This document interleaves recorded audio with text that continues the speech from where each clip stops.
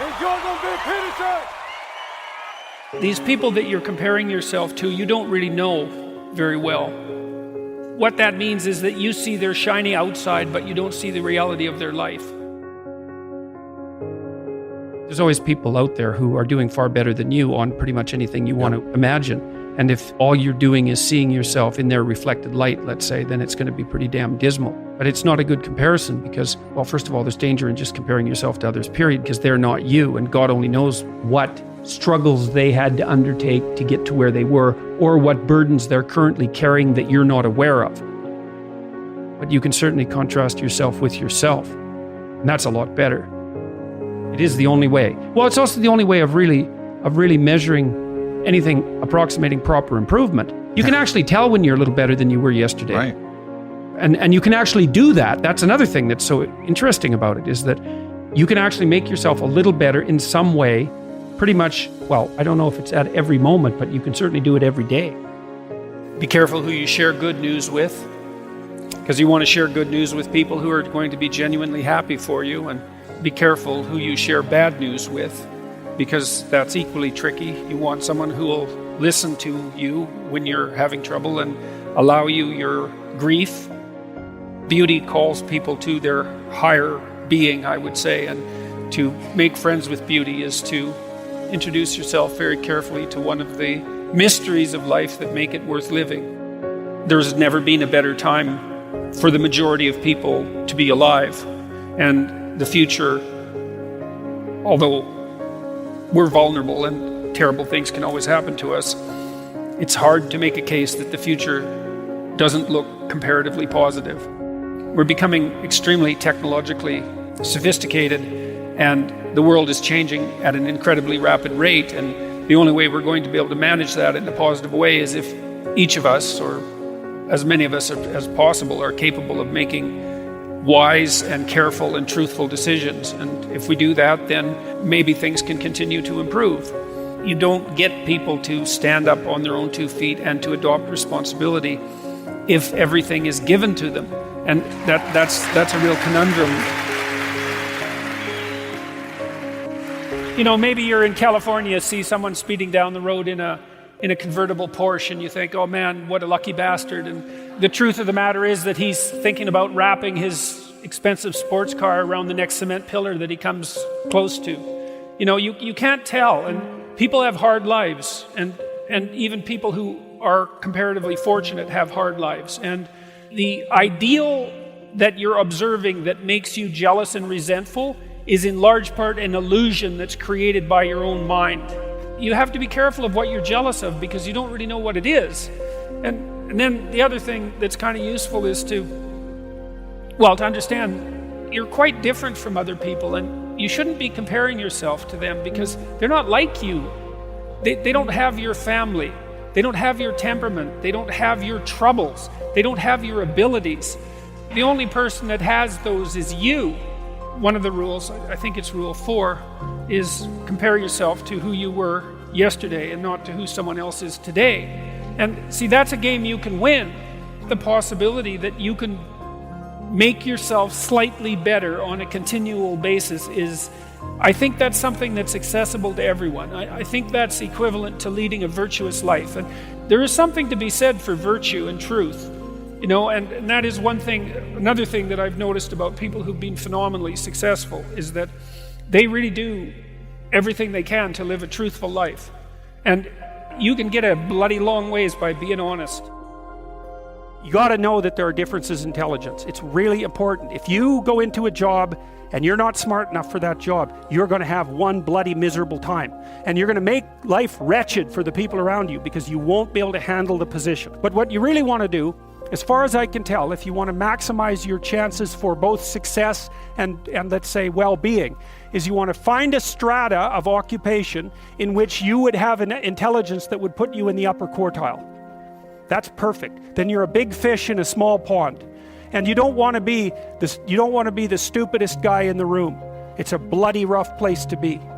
And you probably don't want to be the smartest guy in the room either, because what that probably means is you should be in a different room. If you want to be the best at what you're doing, bar none, then having an IQ of above 145 is a necessity, and maybe you're pushing 160 in some situations, and maybe that's making you one person in 10,000 or even one person in 100,000. And then also, to really be good at it, you probably have to be reasonably stress tolerant and also somewhat conscientious. Why is it that smart people are at the top of dominance hierarchies? And the answer to that in part is because they get there first. Right? I mean, everything's a race, roughly speaking, and the faster you are, the more likely you are to be at the forefront of the pack, and intelligence in large part is speed. That's not all of it is.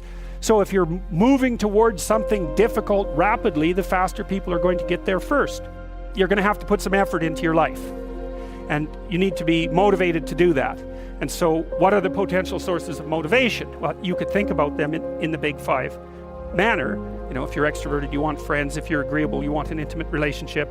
If you're disagreeable, you want to win competitions. If you're open, you want to engage in creative activity. If you're high in neuroticism, you want security. Okay, so those are all sources of potential motivation that you could draw on, that you could tailor to your own, your own personality. But then there are dimensions that you want to consider your life across. And so we ask people about, well, if you could have your life the way you wanted it in 3 to 5 years, if you were taking care of yourself properly, what would you want from your friendships? What would you want from your intimate relationship? How would you like to structure your family? What do you want for your career? Well, how are you going to use your time outside of your job? And how are you going to regulate your mental and physical health, and maybe also your drug and alcohol use, because that's a good place to auger down. And that tangles in your incentive reward system. We talked about the dopaminergic incentive reward system, and that's the thing that keeps you moving forward. And the way it works is that it works better if it produces positive emotion when it can see you moving towards a valued goal. Okay, well, what's the implication of that? Better have a valued goal, because otherwise you can't get any positive motivation. Most creative people fail at producing their creative product and monetizing it. Right? So your default position, if you're a creative person, is you're going to fail. And that's because it's hard to come up with something new, and it's hard to present it to the market at the right time, and it's hard to market it. Like, those things are really, really difficult. And so what successful entrepreneurs do is they just keep doing it over and over and over and over and over and over and over. And eventually, if they're fortunate, one of their ideas happens to hit the right place at the right time. Even if your idea is good, that doesn't mean it will be successful. There's so many things that have to be taken into account. So this is partly why persistence, and that's part of conscientiousness, is so useful. It's like persistence is helpful because it enables you to run many, many experiments. And you need to know that the baseline is failure. It's important, because otherwise you'll blame that on yourself. And some of that's useful because there's probably some things that you could improve about yourself, but it's very difficult to go from 0 to 1.